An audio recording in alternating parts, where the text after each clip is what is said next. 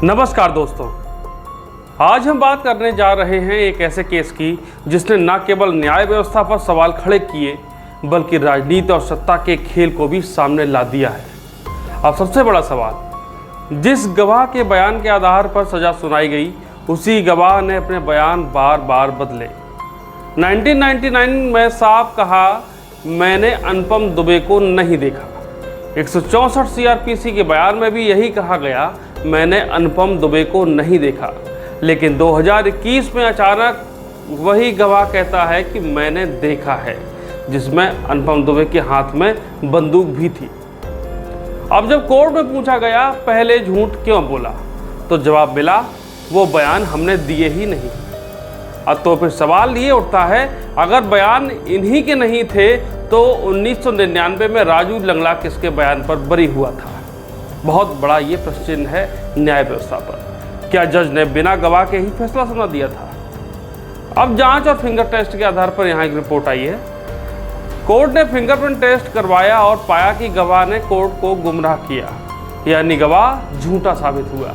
लेकिन उसके बाद भी आखिर किसके दबाव में फैसला बदला गया? कहीं ना कहीं ये लोकतंत्र में एक ऐसा सवाल है जो कहीं ना कहीं लोकतंत्र के हर एक व्यक्ति को झकझोर कर रख देता है, जो यहाँ का हिस्सा है। और सबसे बड़ा सवाल यह भी है कि आज की तारीख में न्याय सबूतों पर हो रहा है या सत्ता और राजनीति के दबाव में?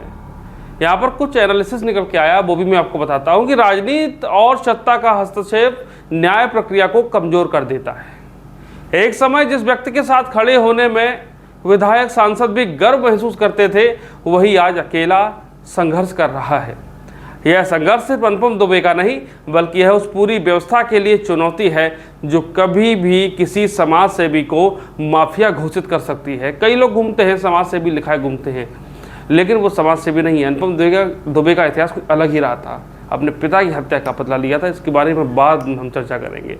अब यहाँ पर न्याय प्रणाली तभी मजबूत कहलाएगी जब वह सरकार से स्वतंत्र होकर सबूतों और सच्चाई के आधार पर फैसले देगी।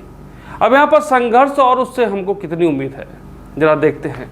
अनुपम दुबे और उनकी पत्नी का संघर्ष साबित करता है कि लड़ाई आसान नहीं है, लेकिन सत्य और समय सबसे बड़े हथियार हैं। राजनीति का चक्र बदलता है और वही बदलाव इस संघर्ष की सबसे बड़ी उम्मीद है।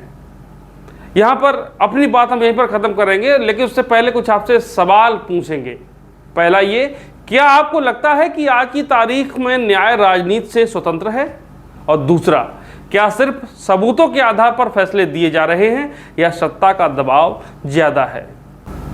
ये आरोप मेरे द्वारा नहीं लगाए गए हैं, जो भी विश्लेषण किया है एक एनालिटिकल बेस पे किया गया है, जो सारी चीजें सामने आपके निकल के आई है। क्या यह सही है? यदि गवाहों सबूतों के मद्देनजर रखते हुए अदालतों में सजा सुनाई जाती है तो फिर गवाह के पलटने पर उसके फिंगरप्रिंट जब तैयार किए गए तो कहीं ना कहीं काफ़ी केस झूठे पाए गए थे। उसकी बात में ये साबित हुआ था कि उसने कोर्ट को गुमराह किया। इसके बाद भी उनको आजीवन कारावास की सजा सुनाई गई है अनुपम दुबे को। कहाँ तक ये सही है, कहाँ तक गलत है, आप लोग हमें कमेंट सेक्शन बॉक्स के माध्यम से ज़रूर बताइएगा। नमस्कार।